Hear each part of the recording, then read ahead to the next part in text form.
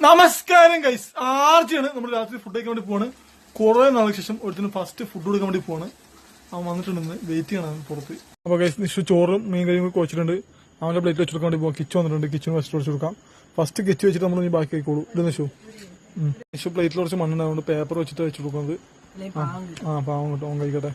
അവന്റെ പ്ലേറ്റ് മണ്ണാക്കിയത് കാക്കയാണ്. നമ്മൾ രാവിലെ മീൻ വേസ്റ്റ് വെച്ചപ്പോ കാക്ക ഫുള്ളും വലിച്ച് കാക്ക പ്ലേറ്റ് കൊത്തിക്കൊണ്ട് പറമ്പിലിട്ട് പോയി അല്ലേ നിഷു?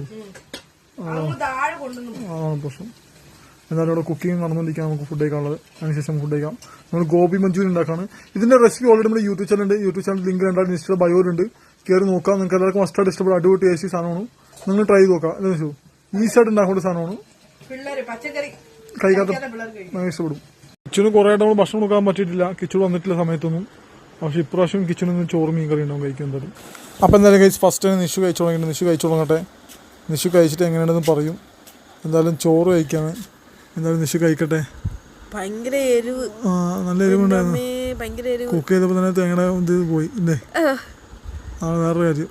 അതിനിടയ്ക്ക് കോൾ വന്നപ്പോൾ വോയിസ് ബാക്ക്ഗ്രൗണ്ടിൽ കിട്ടിയില്ല ഗൈസ്. അതാണ് വോയിസ് ഓവർ. പക്ഷേ പച്ചമുളകിന്റെ എരിവ് ഭയങ്കരമായിട്ട് കൂടിപ്പോയി.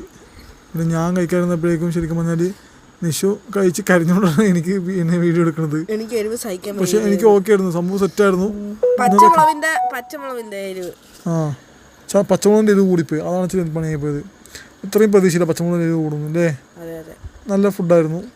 നമ്മൾ വോയിസ് ഓവർ ചെയ്യുന്നത് മെയിനായിട്ടും കോൾ വന്നപ്പോഴേക്കും ബാക്ക്ഗ്രൗണ്ടിൽ വോയിസ് പോയി ഗൈസ്. അതാണ് പണിയായത്.